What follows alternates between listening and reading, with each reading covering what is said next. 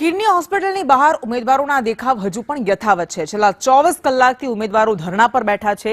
Kidney હોસ્પિટલની બહાર ઉમેદવારો ઉગ્ર વિરોધ નોંધાવી રહ્યા છે। એની પાછળનું કારણ છે ભરતી પ્રક્રિયા।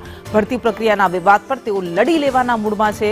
2023ની બાકી રહેલી ભરતી ન કરતા ઉમેદવારો મેદાને આવ્યા છે। સતત ભરતી કરવાની તેઓ માંગ કરી રહ્યા છે।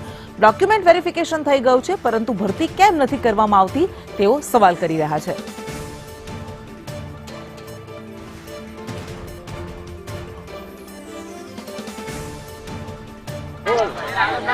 સમયસર નર્સિંગ સ્ટાફની પૂરતી ભરતી ન કરવામાં આવી તેને લઈને વિરોધ છે તે જૂની કિડની હોસ્પિટલની બહાર ઉમેદવારો દ્વારા કરવામાં આવ્યો છે। ભરતી પ્રક્રિયાને લઈને પરીક્ષાઓ કરી દેવામાં આવે છે, પરંતુ ભરતી છે તે કરવામાં નથી આવતી અને લોકો હાલાકી વેઠી રહ્યા છે। કેટલાક ઉમેદવારો છે એમની સાથે જ વાત કરીએ।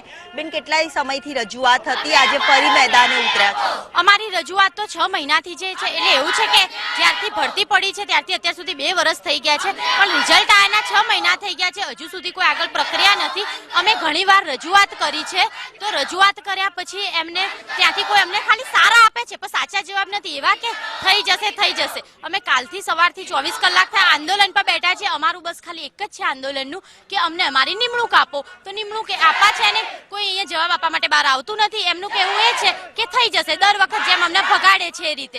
પછી કાલે 31 કેડરમાંથી એક પણના મેરિટ લિસ્ટ જાહેર નથી કરતા। કાલે રાત્રે એક મેરિટ લિસ્ટ જાહેર કર્યું, જે બી અમારું આખો દિવસ આંદોલન ચાલ્યું હતું, તો જે 650 જગ્યા છે એમાંથી એમને સ્ટાફ નર્સની 650 જગ્યામાંથી એમને રિડ્યુસ કરીને 430 કરી। એટલે 430 એટલે શું છે, જ્યારે બધું તમારી પ્રક્રિયા છે, 2 વર્ષથી અમે આવીએ છીએ ત્યાં સુધી કંઈ નહીં, અને છેલ્લા દિવસે અમને 430 કરે છે। કાલ સવારે